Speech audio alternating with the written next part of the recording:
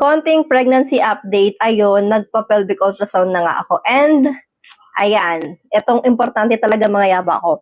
Kailangan yung alamin yung pinakalas na LMP nyo at kahit na yung spotting nyo. Kasi yung spotting pala is pwede pala siya, dun tayo mag-base ng kanyang age. 'Di ba?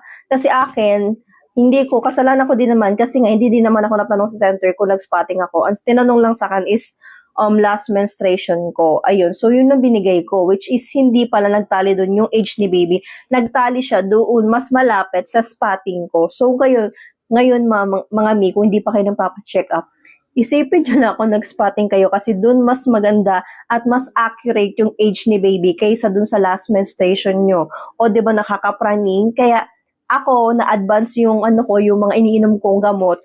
Kasi nga, akala ko, na siya, nung pagpa-check up ko is 21 weeks na. So, maling-mali yung na-count namin na age niya. So, okay lang naman din yun. Pero, mas okay na accurate pa rin talaga. Para nasusunod nyo natin yung tamang pag-inom ng gamot. Depende sa weeks or months nila, 'di ba? Ganon. So, ayun, double check mo na mi, baka nagkamali ka din kagaya ko. Thank God, healthy naman si baby, okay naman siya. At, ayun, so sobrang kain ko dahil sabi sa center is baka daw hindi lumalaki or hindi nagde-develop kasi nga mali yung binigay kong date.